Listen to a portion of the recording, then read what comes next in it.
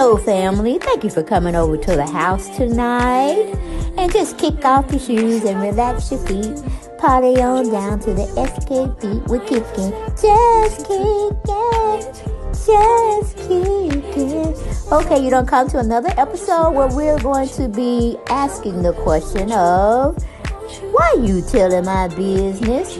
Don't be telling my business.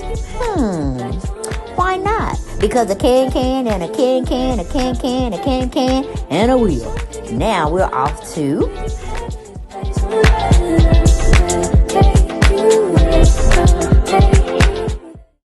Hello everyone and welcome to the channel, okay? You know we family over here, and the only thing we do is criticize, critique, make observations, make speculations, pretty much just have a good old time, okay? Chit-chatting with the family. It's a family affair over here. So come on in the house, have a seat, and let's chit-chat for a little while. Now, it's going to be a good video, I believe. We're going to have a conversation about the man we know as Prince. But we're going to take it back to when he died, and we're going to move forward to bringing him back to the future. To the present, I should say. Okay? Born 1958, died 2016, and everything is allegedly, okay? People want to know, how did Prince die? They said Prince was 57, died of an accidental fentanyl overdose in his Paisley Park estates April 21st of 2016. In surveillance footage hours before his 2016 death, Prince, dressed in black and looking gaunt, can be seen walking into a doctor's office with friend and bodyguard Kirk Johnson. Okay, you want what happened to him at Paisley Park? Well, it says in the surveillance footage hours before his death, he was entering a doctor's office, or had to go to the doctor's office and maybe get some prescriptions because he wasn't feeling well. So, in essence, pills and other items were found in Prince's home at Paisley Park after deputies responded to a call that he'd made, or he'd been found dead, April 21st, 2016. Who found him? I have no idea. So I'm guessing you're wondering why Prince visited Walgreens, or did Prince visit Walgreens before his death? Well, Prince was photographed for the final time outside a pharmacy just hours before his tragic death yesterday at the age of 57. The star visited a Walgreens store, and it's since been reported it was the fourth time he'd been seen there in 1 week. So I guess you're wondering, why was he picking up prescriptions of that magnitude and that brand name? This mostly is a mood stabilizer type medication. Maybe he was having issues with his mental health. We don't know. Okay, so let me see. You probably want to ask, what does Prince say about canceling his concert? Well, Prince thanks them for coming out and apologizes for canceling 1 week earlier. I was a little under the weather, he says, but we're here now. This article was amended on April 29, 2016 to remove the name of a local resident at her request. Okay. So let's go into what people were saying about his last days on this earth. And it comes from CNN.com. Okay. We have a write-up by Emmanuel Greenberg.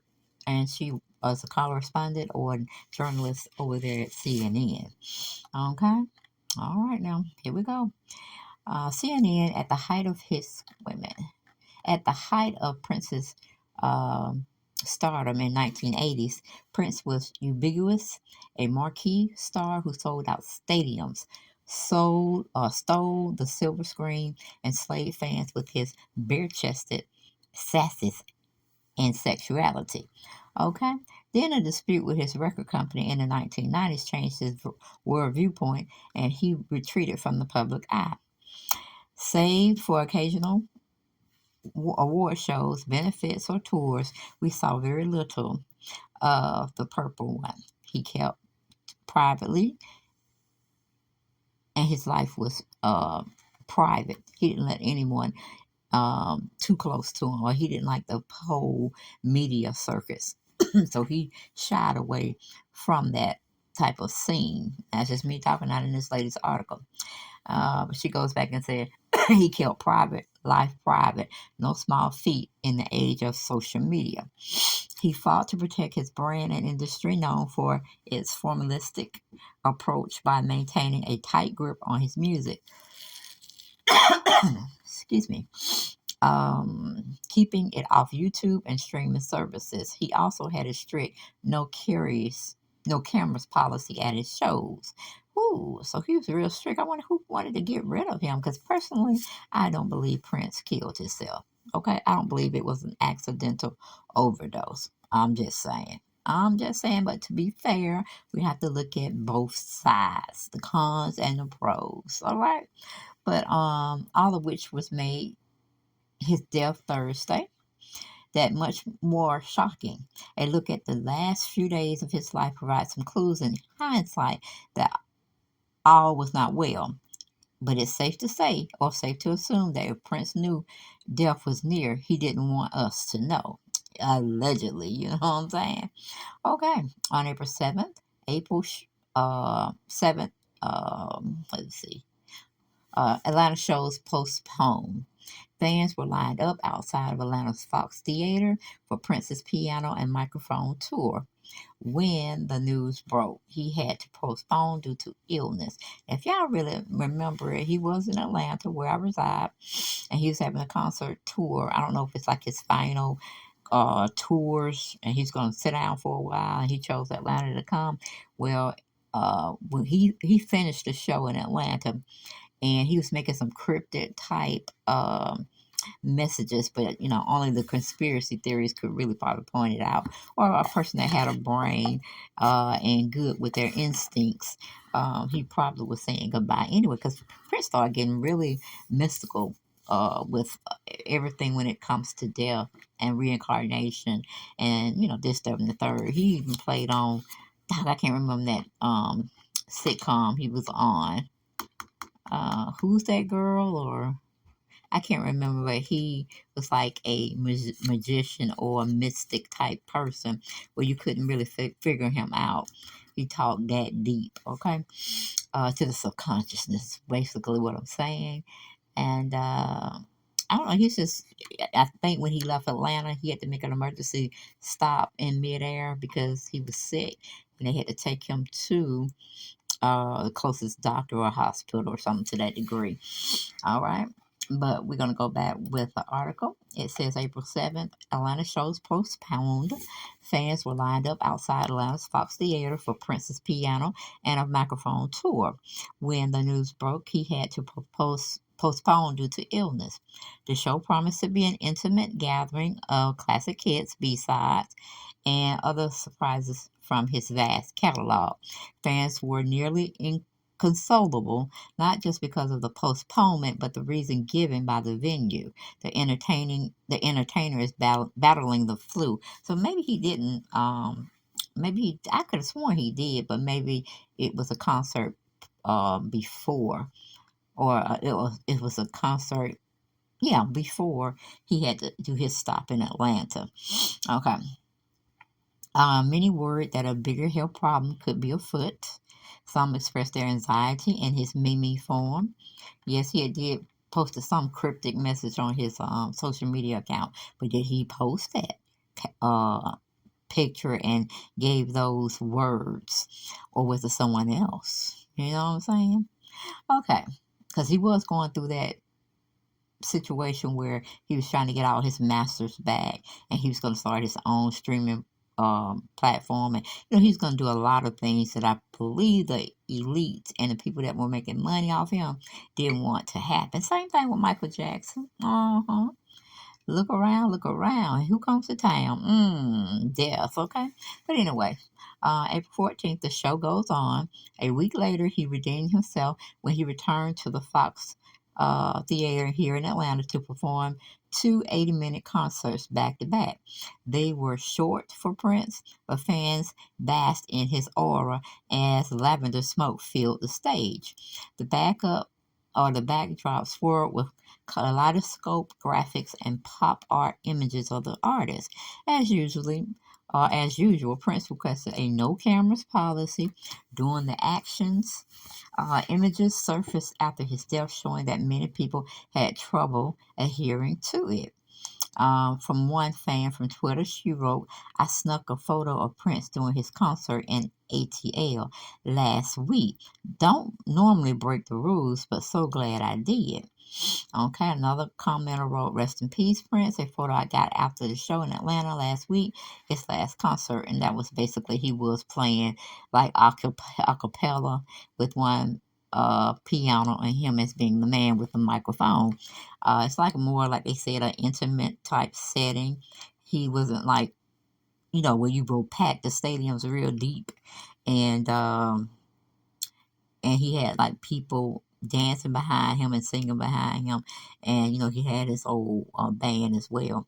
From what I was told, it was just like it was you and him, the microphone, the piano, and he doing things a cappella. And from what I heard, he was hitting every note and doing everything he needed to do. But I did hear somewhere that Prince had bad arthritis and he didn't like carrying a cane because I guess he didn't want to see himself in the genre of a seasoned individual or an old person. Because people in the industry, they have a hard problem with getting old. They don't want to get old. They don't want to look like they're getting old. And I think Prince was vaguely um, like that type of person. He didn't want to get old. Okay? Or look old in pictures or when he's doing limited, and I mean limited interviews. He pick and choose who he wants to assimilate or disseminate information to. Okay, but going back to the article, as his royal silhouette appeared to kick off the 7 p.m. show, the crowd shrieks, reveled darling Nikki. Excuse me, wearing Summer of Love inspired bell bottoms, carrying a cane. His long suffered from a bad hip, and crowned by an afro, he paused at the front of the stage to accept the adulation according to accounts of the concert. Taking his seat at a purple piano, technically a Yamaha digital keyboard inside a grand piano shell, according to the piano maker. He offered a melodic apology for the missed show, then roared into Little Red Corvette, which was a playful rendition of Vince Guaraldi's, something like that, Linus and Lucy. The medley was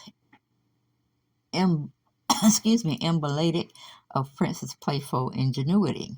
Despite reports that he was recovering from the flu, illness was undetectable in his full-throated version of The Beautiful Ones, and nothing compares to you. Okay? Prince played the audience like a second instrument, bringing us to our feet, for I could never take the place of your man, and virtually to our knees when he mournfully take on Joni Mitchell's A Case of You. CNN's McAfee said. A second encore, including an R&B teen version of David Bowie's Heroes.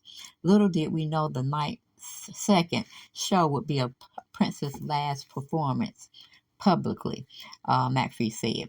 Now it feels all the more poignant that for one final night we lived our dream and sang in unison with one of our heroes.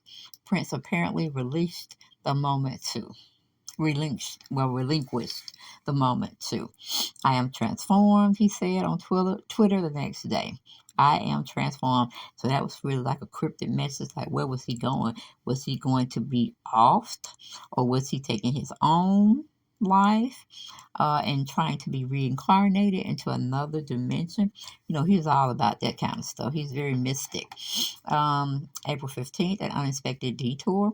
As he flew back to Minnesota after the performance, Prince made an unexpected stop, an emergency landing, and a dash to a hospital in Moline, Illinois. Afterwards, his wait a minute, after all his publicities, wait a minute, yeah, that's right. Publicist, I'm sure. Yes, publicist. Reassured fans he is fine and at home. A statement said without explaining exactly what happened. And see, that's when the rumors started to swirl that he wasn't well, and maybe he was seeking drugs. Some said he was kind of catatonic on the plane, or he lost consciousness, or he stopped breathing, and they needed to get him to the nearest hospital fast. Okay, so we don't really know. Maybe somebody gave him a little something, something, and a drink or some food, or I mean, it's just all speculations just swirling around at that time. April 16th, biking Paisley Park dance party. Okay, just hours after the hospital tour or detour, Prince was seen riding his bicycle through the parking lot of a mall in, what is this, Chanhassen, Minnesota, where he lived. I couldn't believe I was looking at him, especially after hearing he had not been feeling well. Kelly Coffins told CNN Chung La. Later that evening, ever the professional, Prince rebounded for a small gathering of fans at Paisley Park, his home and recording studio in a suburban Minneapolis, where he hosted late night concerts and dance parties. Not only did he host, but he also performed to give thanks for the good weather and for all the love and support, he said on Twitter.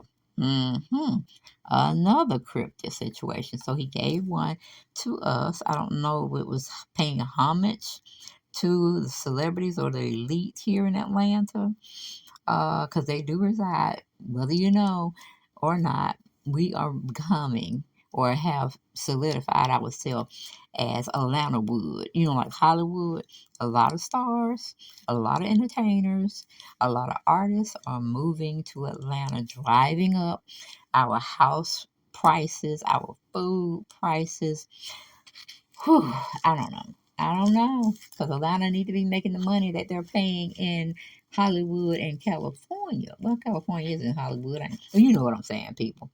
Up north, period, they seem to get more money than the people down in the south. So if we're bringing or enticing uh, artists such as Prince and other, artists and actors, we need to be making more money. That's all I'm saying.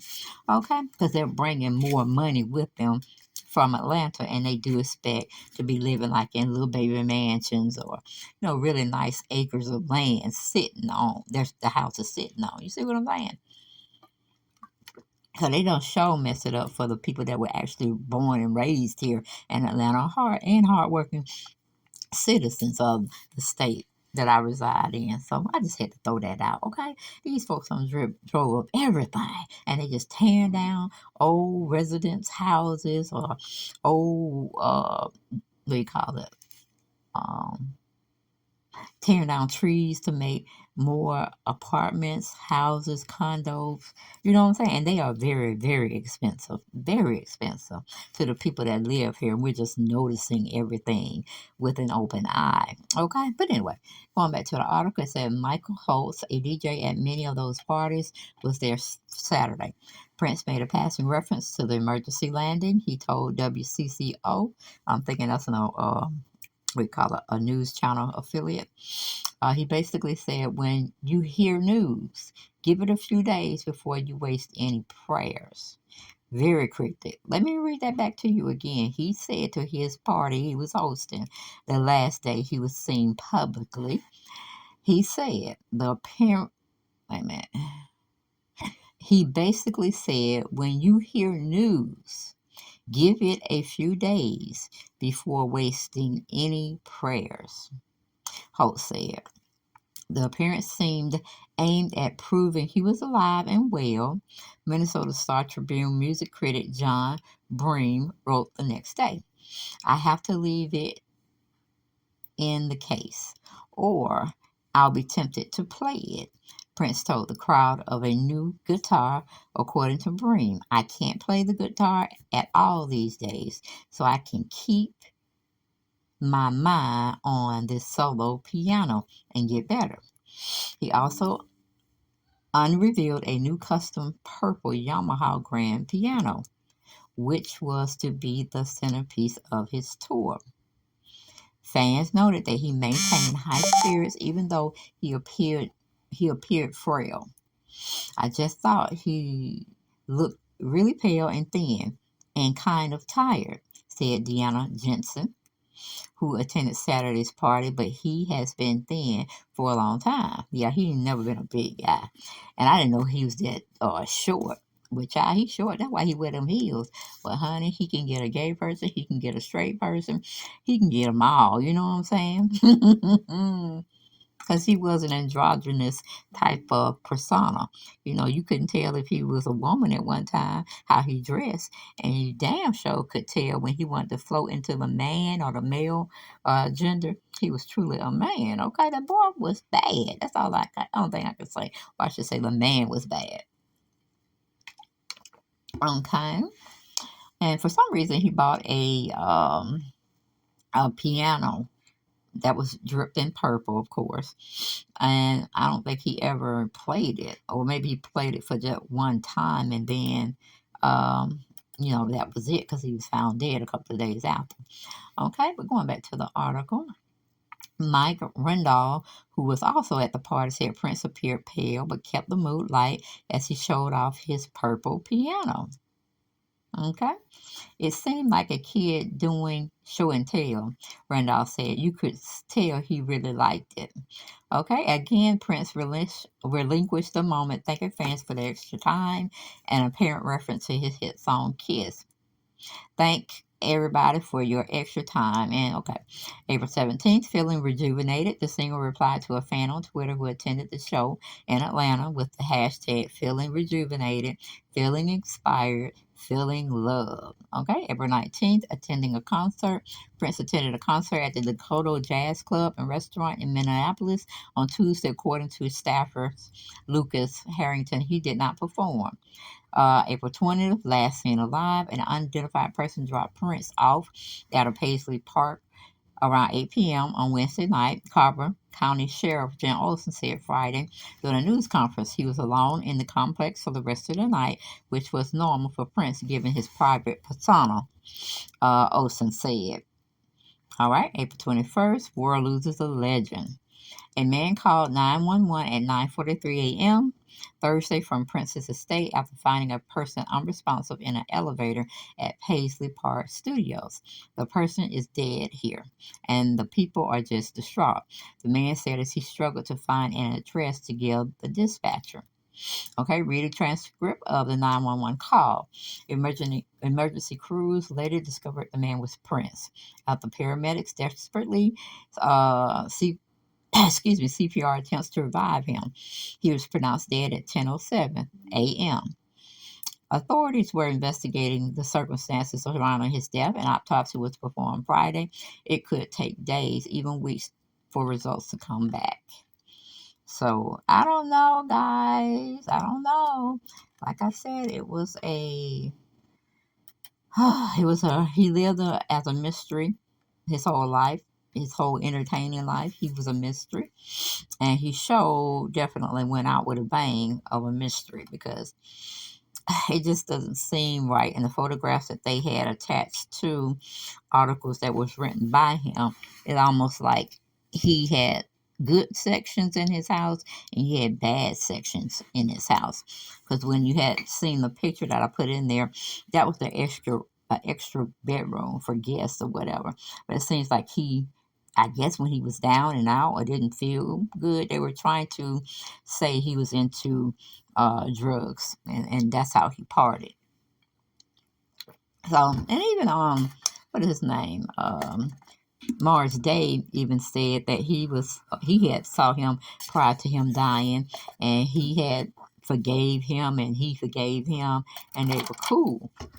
And he thought, well, okay, this is the Prince that I wanted to know all these times, and I got a chance to know. But like I said, he said it was a very short meeting with them, and Prince told him that he loved him. And that was very strange, Morris, they said, because they really didn't get on that type of level. But they had mutual respect for each other, so they had made up. And that was a good thing, Morris, they was saying. But that's all I got. I ain't got no more. Hopefully y'all enjoyed the video. And I will see you all on the next one. Bye-bye.